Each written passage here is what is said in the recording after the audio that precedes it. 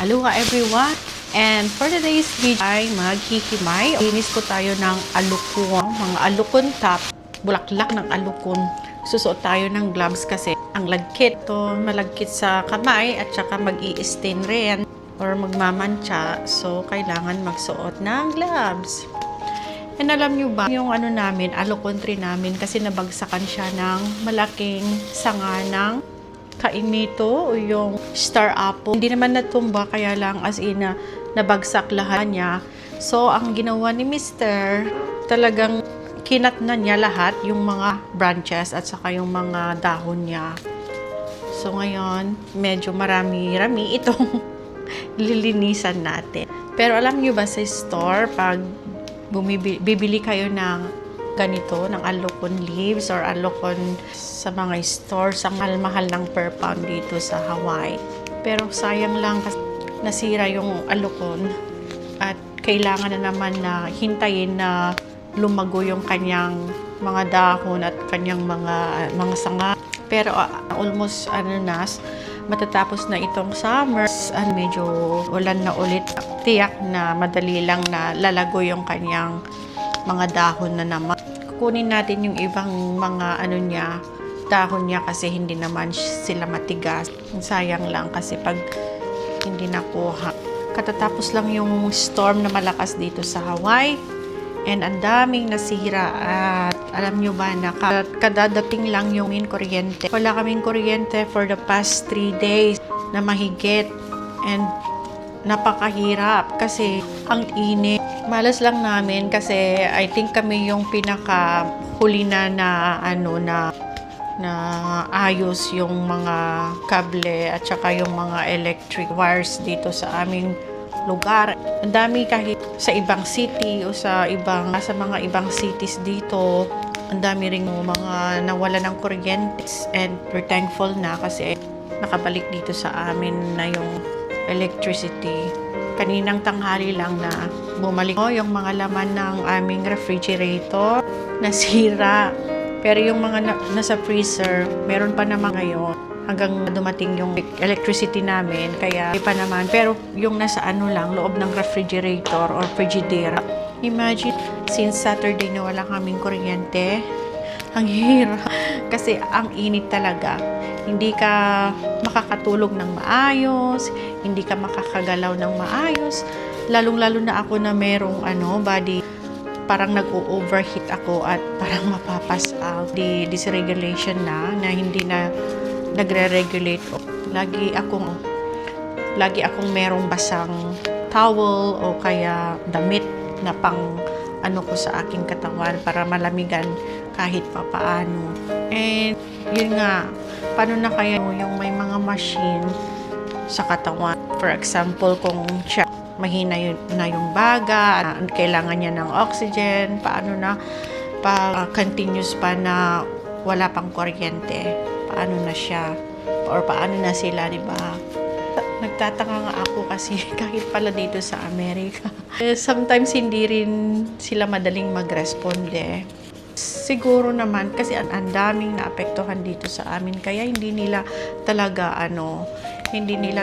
makaya na parang isang araw lang lahat na tutulungan or titingnan yung nasira at aayusin, especially kung yung kuryente ang mawawala, kung maraming nagbagsakan na mga puno kasi kailangan pa nilang magtawag ng ahensya para tanggalin yung nabagsak na puno, lalong-lalo na sa mga daanan.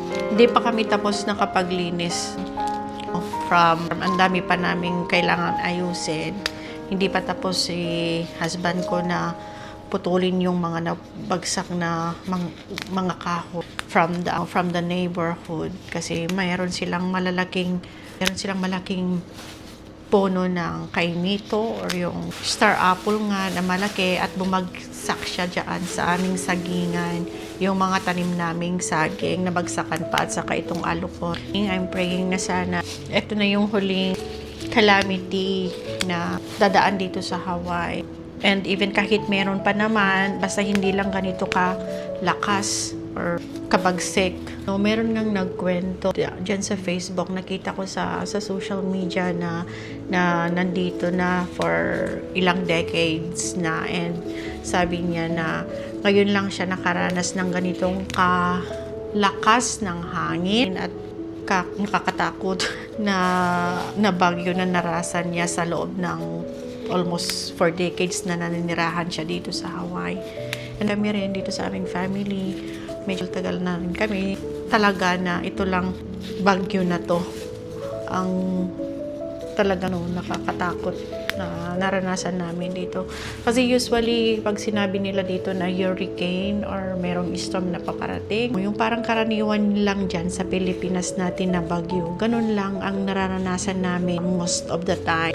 Unlike ngayon, na alam nyo yung hangin, pumipito rin sa lakas, at yung yung mga cable wires dyan sa labas ng bahay, as in na nagsusway sila.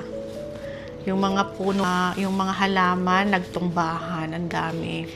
And nakita ko sa isang news, nakalimutan ko na kung anong part ng city dito, na as in the entire roof ng kanyang napakalaking na wash out totally because of the very strong na hangin. Kahit ganun man ang nangyari, we're still thankful pa rin kasi safe ang family ko, safe ang mga tao, and I think wala namang nasakta. Kaya lang talagang matutruma ka talaga kasi talagang napakalakas. Hindi ko na na-videohan noon kasi I was saving my phone battery kasi nawalan kami ng kuryente dito sa aming lugar. So hindi ko na na-videohan. At sa first night ng bagyo na sumalakay dito, as in magdamag na hindi kami nakatulog kasi nga parang mawawash out itong bahay sa sobrang lakas. Parang magigiba itong bahay sa sobrang lakas. So far naman, sa mga news, wala namang atang casualties na naiwan or naapektuhan. Wala naman atang casualties na nai-report, and sana hanggang matapos yung pag-aayos nila dito sa amin, the entire Oahu, kasi talagang lahat maapektuhan. Even other island, especially sa Kawa at Big Island, malakas pa doon kaysa dito sa amin. Dito naman kasi sa Hawaii, makwento ko lang, dito kasi naman sa Hawaii, parang sa Pilipinas rin lang naman, very tropical yung weather namin dito. Ang kaibahan lang, pag tag-ulan, hindi masyadong malalakas yung mga dumarating na mga bagyo, ganon. At saka, minsanan lang na magkakaroon ng kidlat o thunderstorm. Unlike dyan sa Pilipinas, di ba, napakakalakas yung mga kidlat at mga thunderstorm natin dyan. And ngayon lately na, nagkakaroon na rin kami ng dito lightning and thunderstorm. Sabi nga nila, wala daw mga gano'n na pangyayari. Yung weather changes talaga. Iba na yung panahon. Dati, di ba, predict natin kung kailan ang tag-ulan, gano'n. Especially dyan sa Pilipinas, kung summer na, at alam mo talagang sa summer na talaga. Pero alam niyo na ngayon, for the past, yung mga nakalipas na mga tao, hindi mo na mapapredict kahit summer dyan, umuulan, di ba? O kahit summer naman dyan, or kahit naman dyan, tag-ulan, napakainit rin. So, gaya rin dito, nagbabago talaga ang panahon, ang weather, ang climate changes nga sabi nila. So, how about more sa mga darating na mga taon? Paano na kaya ang weather natin for the coming 10 years or 20 years? Sobrang napaka-extreme na yung mga weather natin. Nakakatakot talaga. Talaga naman mangyayari talaga ito. And nasa Biblia naman talaga na mararanasan natin ang mga pagbabago ng ating mundo. Kaya mahirap ng pakisamahan, kalamidad. Kasi, di ba, may nangyari na naman na napakalakas na lindol sa Venezuela at saka India ba yun, na ang daming mga namatay. So, talaga namang yan, expected na talaga. May maraming magaganap na hindi inaasahan or hindi typical na nangyayari o mangyayari.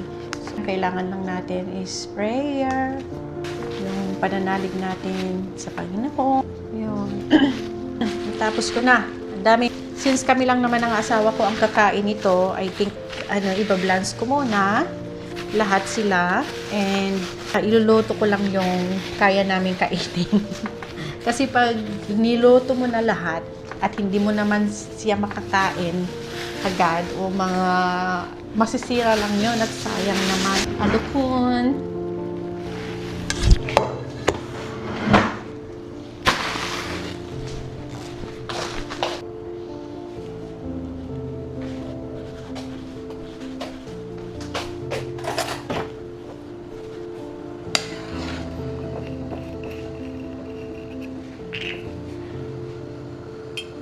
Kunting patis. Nalagyanan ko na ng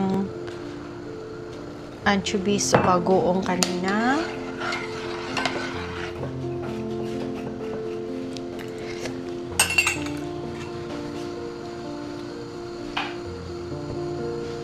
Ito na yung aloko na binans ko. Magkuha lang tayo ng pandalawang tao kasi pag linuto natin lahat, masisira lang pag hindi nakain. So, i-frozen na lang natin yung natirang alukon.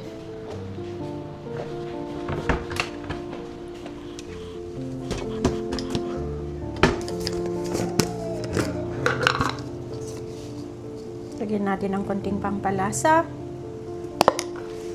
Yung palinamnam.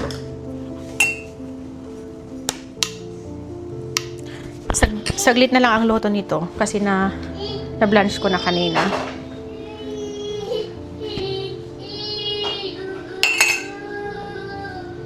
Sasahog na natin yung mga hipon para maluto rin, para lumambot rin.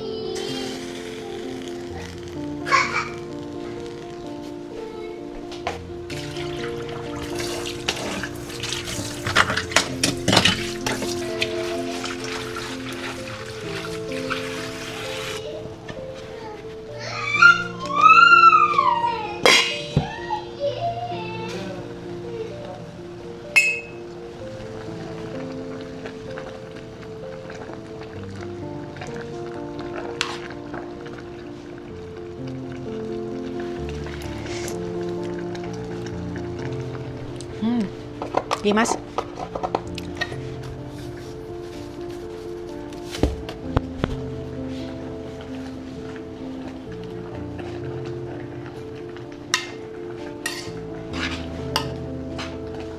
Itong alukon namin ay napakadulas pag naluto. Ang sarap, hindi yung alukon na matigas.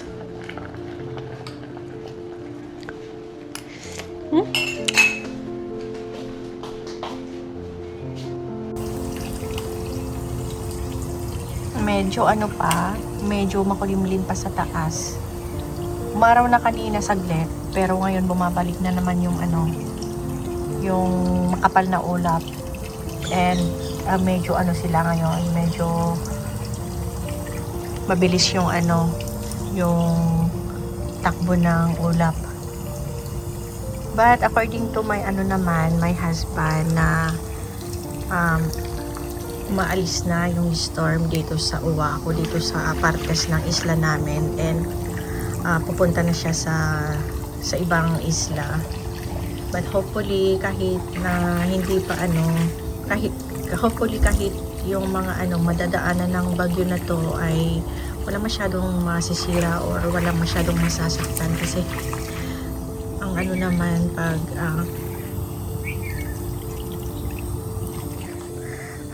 anong nangyari? Ang daming mga dahon. Ang daming mga dahon.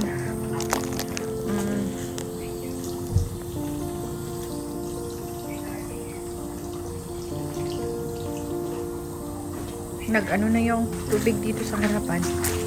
Hindi nag-drain. Hey, don't drink that, anak ko.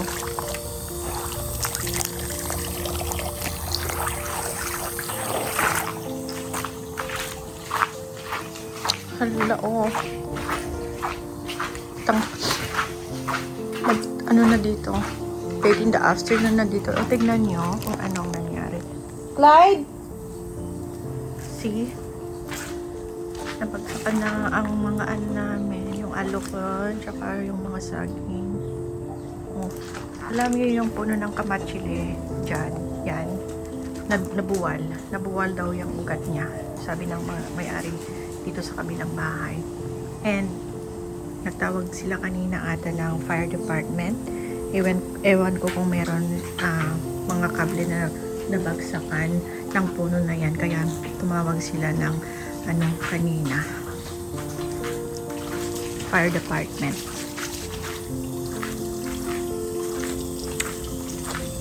Ang lakas talaga, napakalakas kagabi ng hangin.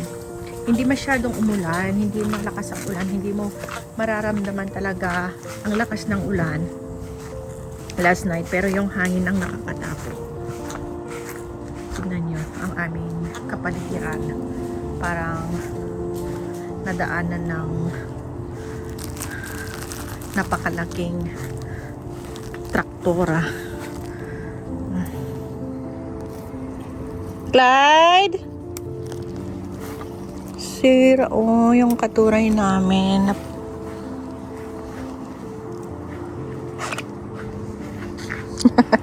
Diyos ko, nung nangyari.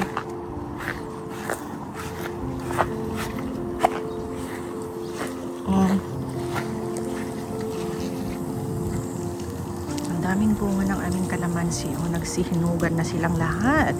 Sabi ko, the last time, nakukunin ko yung mga bunga niya, pero nahihilo naman ako. Hindi ko naman kayang umakyat sa ladder kasi napakataas itong kalamansi.